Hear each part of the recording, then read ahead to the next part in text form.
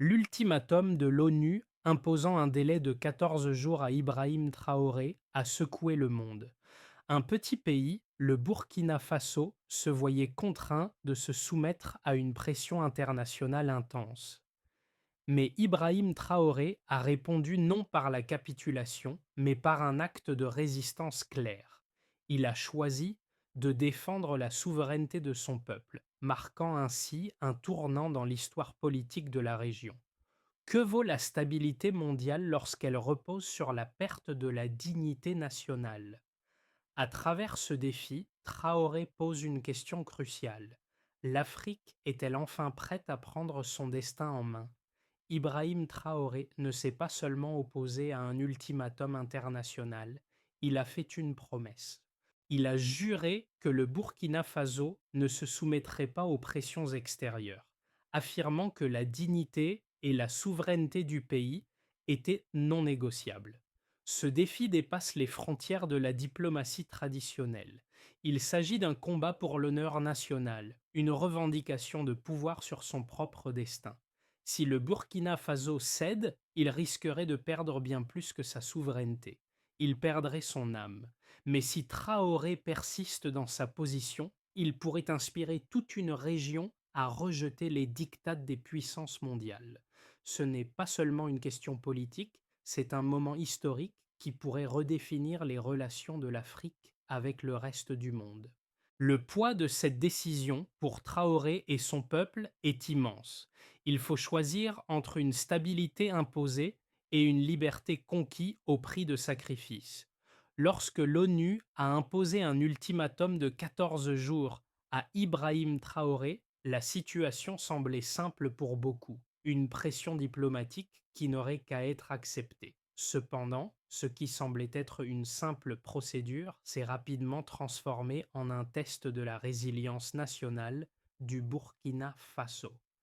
Traoré n'a pas vu cela comme un simple enjeu politique, il a vu un affront à l'âme du pays. En refusant de se soumettre, il a ouvert une brèche dans le système international, un système où de petites nations comme le Burkina Faso sont souvent réduites à la soumission sous la pression des grandes puissances.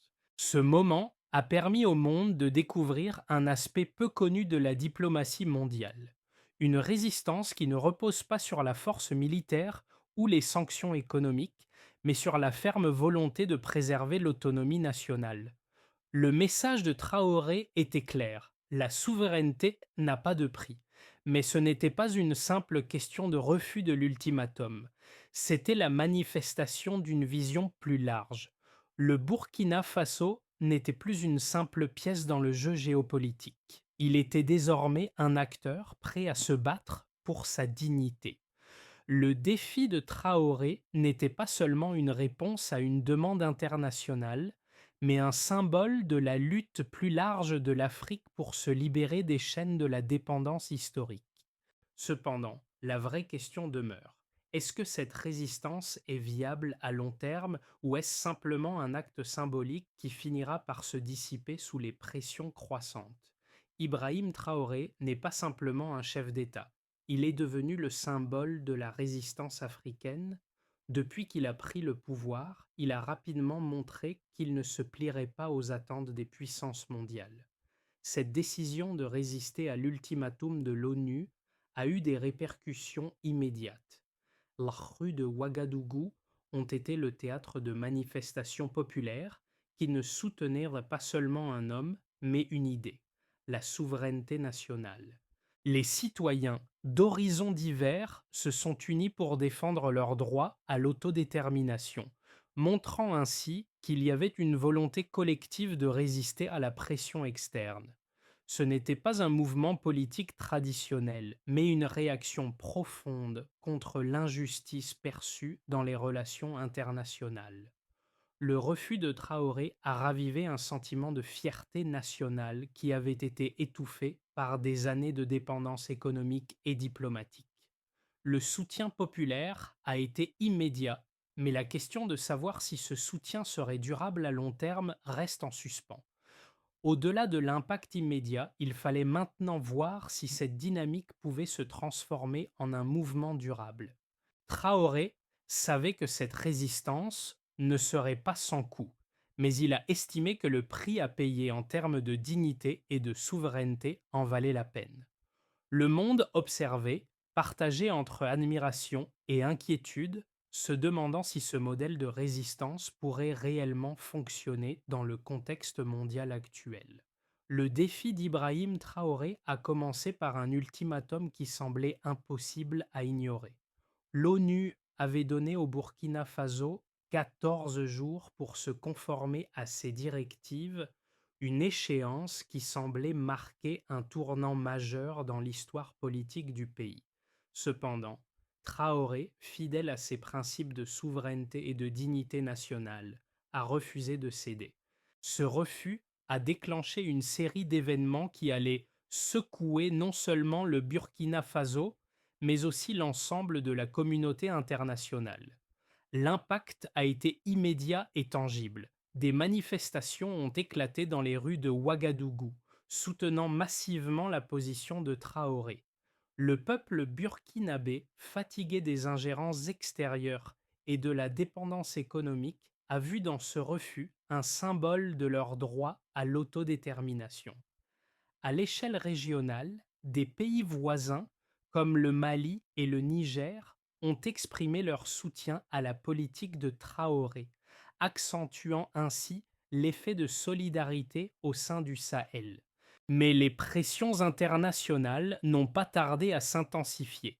L'ONU, l'Union européenne et les États-Unis ont rapidement fait part de leurs préoccupations, menaçant de sanctions économiques et diplomatiques. Ces menaces, cependant, ont renforcé la position de Traoré et du peuple burkinabé. Le gouvernement burkinabé, plutôt que de céder à la pression, a intensifié ses efforts pour renforcer l'autosuffisance du pays.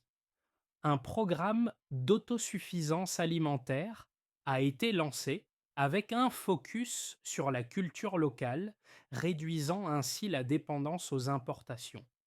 Parallèlement, des négociations avec les partenaires régionaux ont été accélérées et des accords bilatéraux ont été établis pour garantir la sécurité alimentaire et énergétique du pays. Mais la situation ne s'est pas arrêtée là.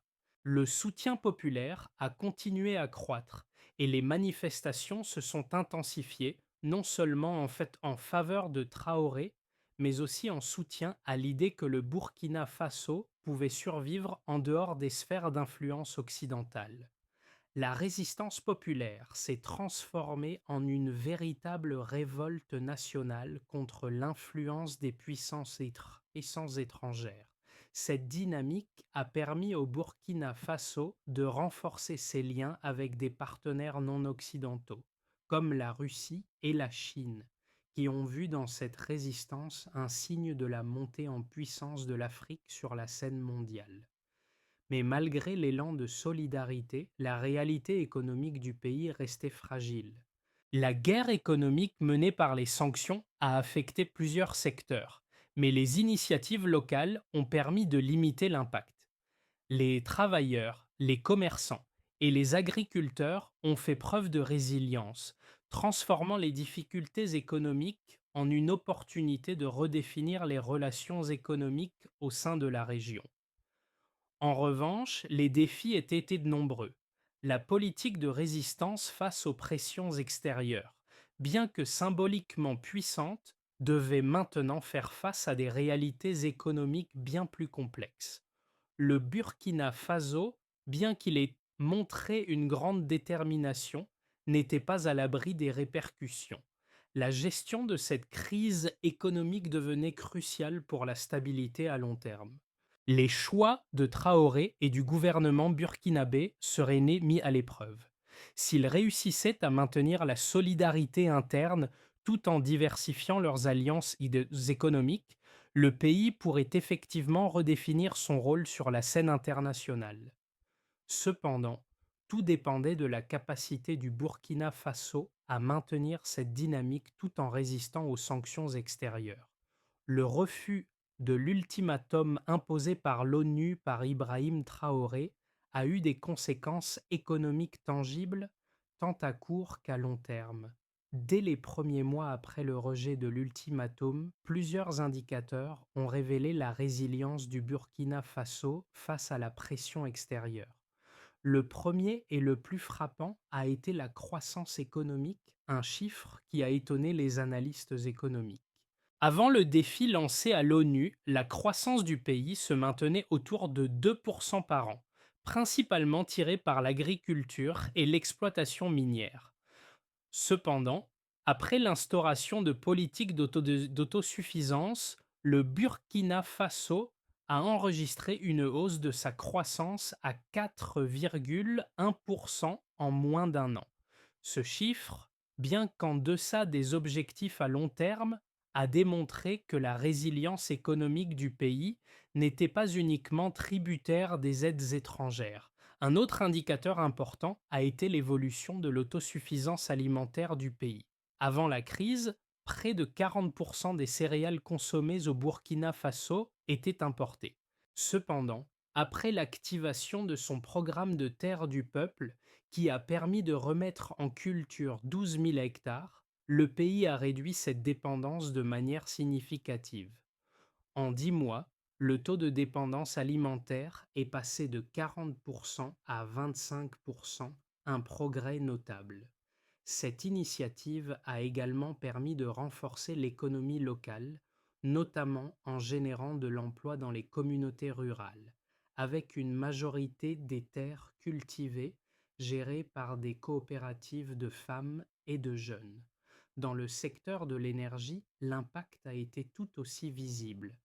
Avant la mise en place des politiques d'autosuffisance énergétique, le Burkina Faso dépendait largement des importations pour répondre à ses besoins énergétiques.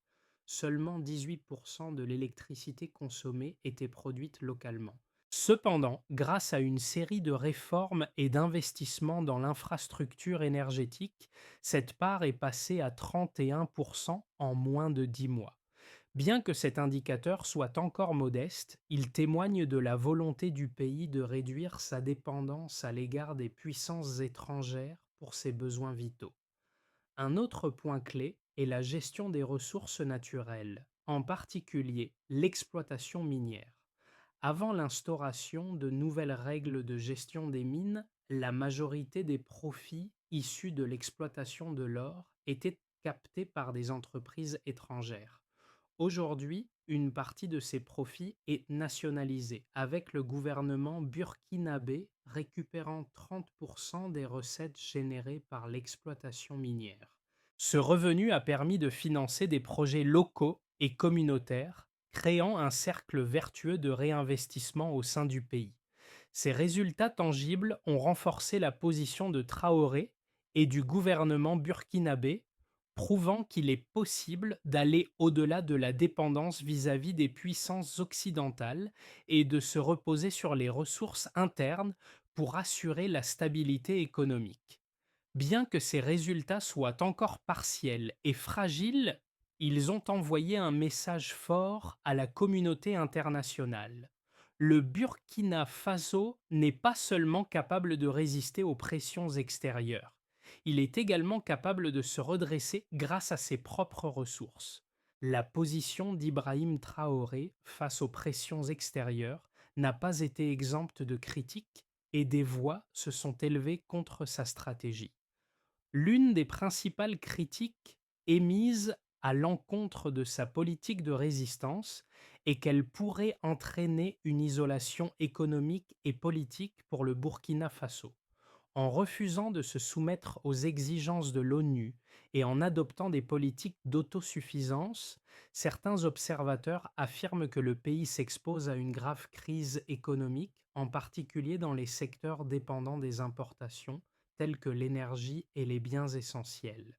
De plus, les sanctions diplomatiques et économiques imposées par les puissances mondiales risquent de réduire considérablement les investissements étrangers et d'aggraver la situation économique déjà fragile. Un autre argument contre la position de Traoré est que, même avec des progrès dans l'autosuffisance alimentaire et énergétique, le Burkina Faso reste vulnérable à des crises mondiales comme les fluctuations des prix des matières premières et les crises climatiques. L'absence d'aide étrangère pourrait devenir un handicap majeur si le pays ne parvient pas à diversifier ses ressources et à renforcer sa compétitivité à l'échelle internationale. Pourtant, cette critique néglige un point crucial, l'importance de la souveraineté et de la dignité nationale. Traoré, en prenant son courage à deux mains, a offert à son peuple l'opportunité de redéfinir son destin, sans la tutelle des puissances internationales. L'argument de l'isolement économique peut certes sembler valable à court terme, mais il ignore la capacité d'un pays à se réinventer à travers des partenariats régionaux et des ressources internes.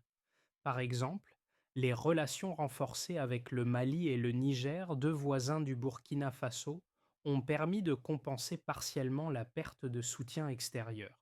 En outre, les progrès réalisés dans les secteurs de l'agriculture et de l'énergie montrent que, même sans les investissements étrangers, le pays peut s'adapter et créer des solutions durables grâce à la solidarité régionale et la gestion de ses ressources naturelles. Ainsi, bien que les critiques soient légitimes, elles ne prennent pas en compte la véritable force de cette résistance, l'affirmation d'une identité nationale et la construction d'une autonomie durable, qui pourrait bien se révéler plus résiliente que la dépendance historique aux puissances extérieures. Loin d'être un simple acte de défiance, le refus d'Ibrahim Traoré d'accepter l'ultimatum de l'ONU a révélé quelque chose de plus profond, la réévaluation des rapports de force entre l'Afrique et l'Occident. Ce moment historique a marqué un tournant dans la perception que l'Afrique pourrait avoir de son rôle dans les relations internationales. Ce que beaucoup considéraient comme une simple résistance à une pression diplomatique s'est transformé en un modèle de souveraineté retrouvé pour de nombreux pays africains. Traoré a non seulement défié les puissances internationales, mais a également montré que l'Afrique, en s'appuyant sur ses propres ressources et sur la solidarité régionale, pouvait se libérer de l'emprise historique des grandes puissances. Le Burkina Faso, à travers cette décision audacieuse, s'est vu propulsé en tant qu'acteur principal d'une nouvelle ère de relations internationales, où la dignité et la souveraineté sont prioritaires. Ce mouvement n'a pas seulement affecté le Burkina Faso, mais a inspiré d'autres nations du continent à repenser leur place dans un monde multipolaire où les anciennes dynamiques de pouvoir sont remises en question. La résistance de Traoré a ouvert un nouveau chapitre dans l'histoire africaine.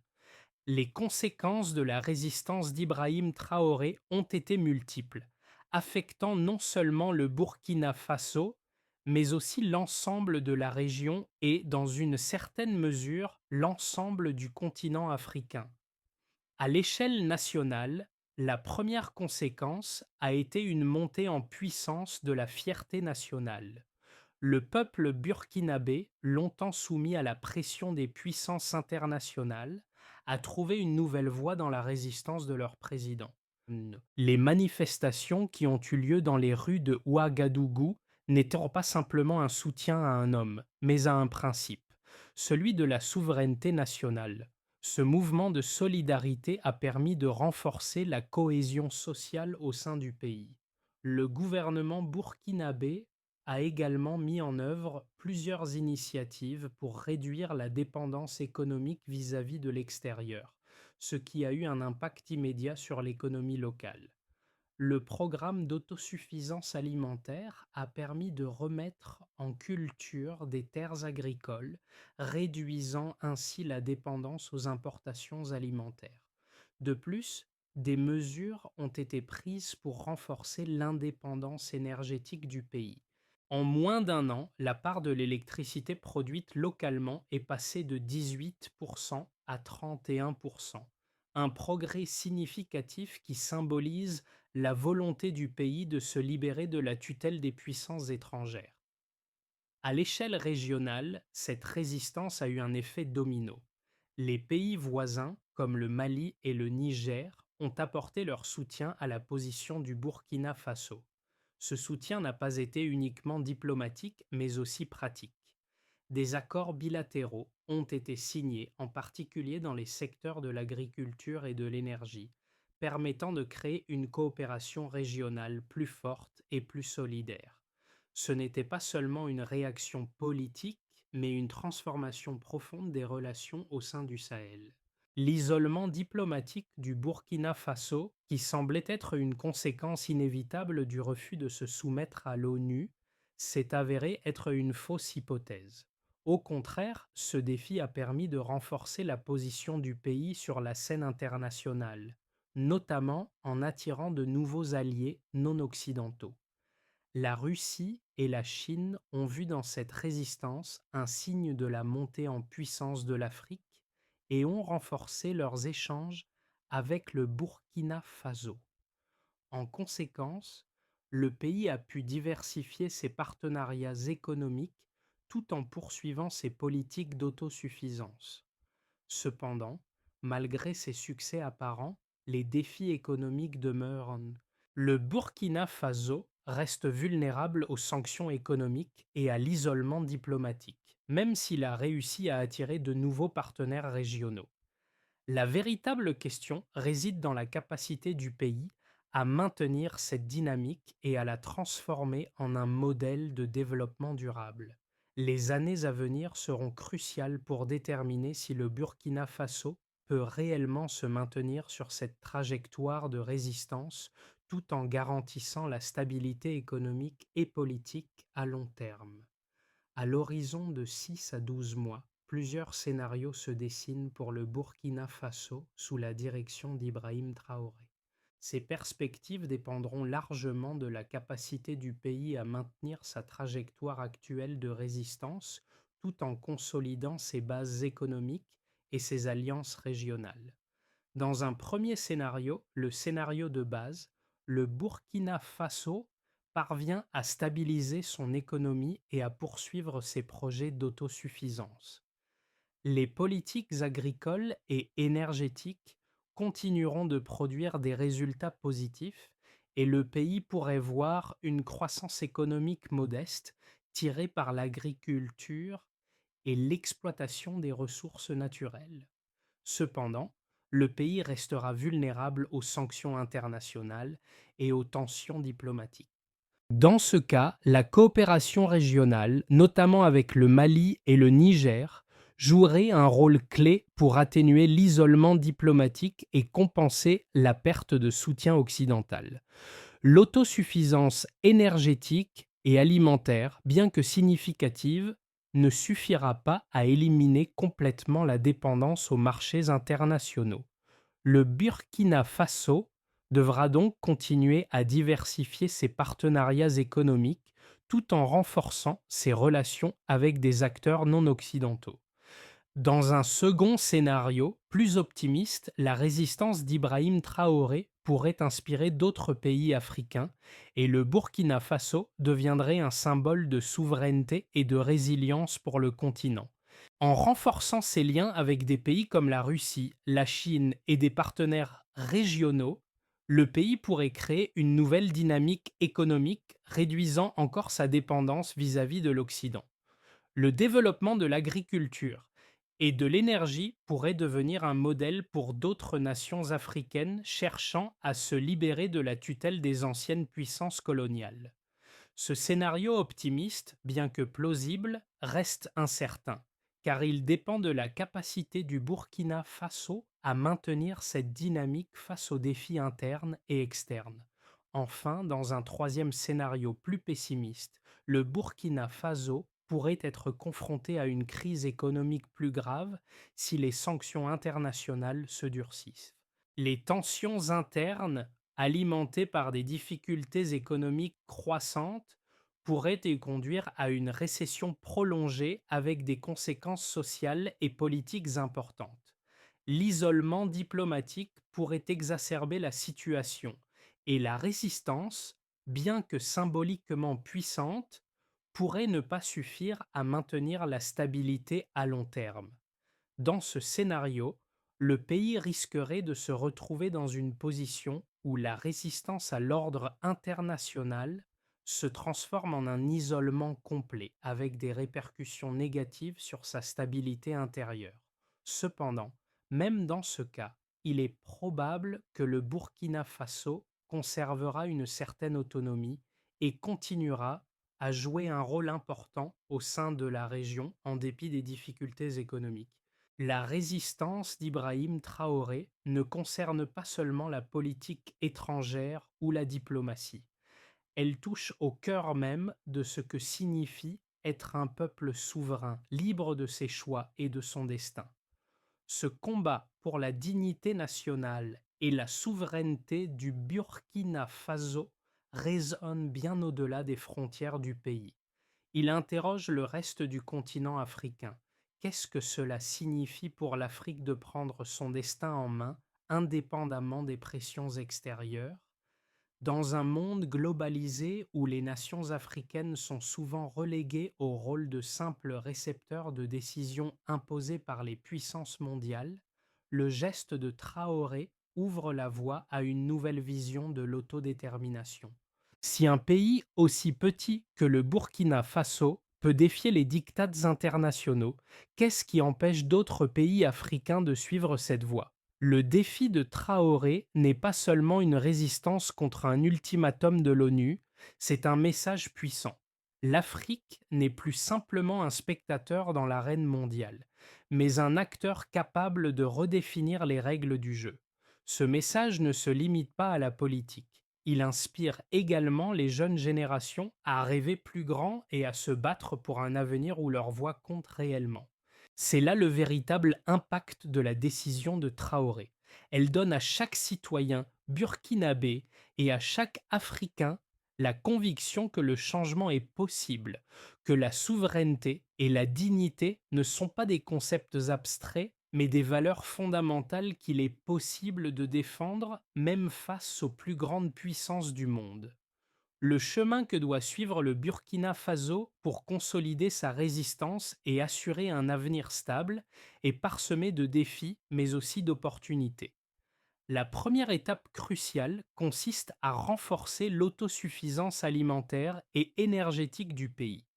Pour ce faire, le gouvernement doit continuer à investir massivement dans l'agriculture locale en augmentant la production de céréales et en favorisant les projets communautaires. Cela ne se limite pas simplement à produire plus, mais aussi à améliorer la chaîne de valeur agricole en fournissant des formations aux agriculteurs, en investissant dans des infrastructures de stockage et de transport, et en créant des marchés locaux robustes. Simultanément, des efforts doivent être faits pour renforcer la production d'énergie domestique. En augmentant la part de l'électricité produite localement, le Burkina Faso peut réduire sa dépendance à l'égard des importations énergétiques et ainsi limiter l'impact des sanctions économiques.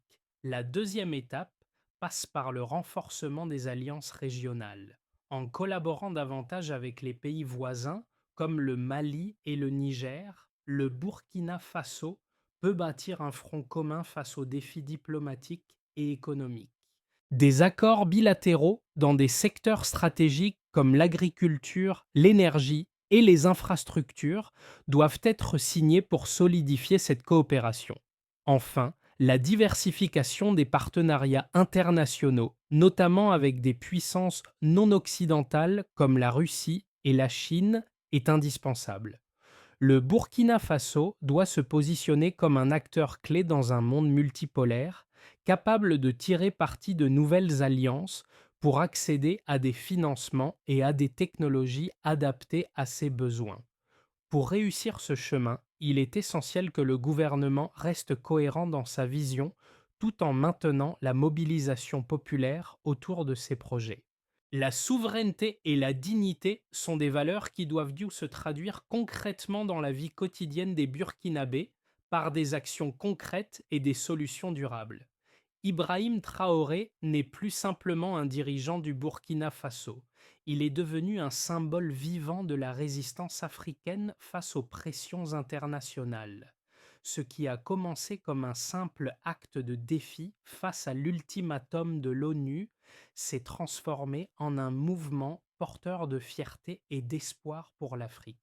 Le Burkina Faso, un petit pays enclavé, a montré au monde que la souveraineté et la dignité ne se négocient pas. Ce geste audacieux de Traoré rappelle à chaque Burkinabé et à chaque Africain que l'autodétermination est une valeur fondamentale qui mérite d'être défendue. Mais cette résistance ne s'arrête pas là. Elle est un appel à une nouvelle ère pour le continent africain où les nations ne sont plus subordonnées aux diktats extérieurs, mais prennent leur destin en main. Le chemin tracé par Ibrahim Traoré est un chemin difficile, semé d'embûches, mais il est aussi pavé de possibilités. C'est un chemin qui montre que, même dans les moments de crise, un peuple peut se relever, s'unir et redéfinir son avenir. Le Burkina Faso, à travers ce défi historique, a non seulement affirmé sa souveraineté, mais a également offert à l'Afrique une nouvelle vision de la liberté et de l'indépendance. L'histoire de Traoré n'est pas celle d'un homme, mais celle d'un continent prêt à se libérer des chaînes du passé. L'histoire de la résistance d'Ibrahim Traoré et du Burkina Faso ne fait que commencer. Ce n'est pas simplement un acte isolé, mais un appel à la solidarité, à la dignité et à l'autodétermination pour tous les peuples africains. Le Burkina Faso a prouvé qu'un petit pays pouvait défier les puissances mondiales et revendiquer son droit à l'indépendance.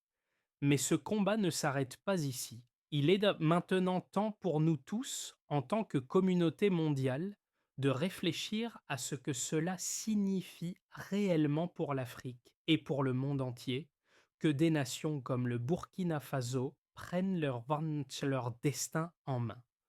En tant qu'individu, en tant que citoyen d'une Afrique en pleine transformation, nous avons le pouvoir de soutenir ce changement.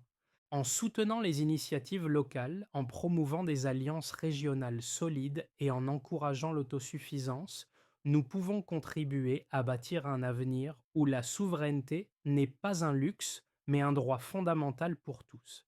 Que vous soyez un citoyen burkinabé, un Africain ou un acteur mondial, la question demeure. Comment pouvez-vous contribuer à faire de cette vision une réalité durable pour l'avenir de l'Afrique?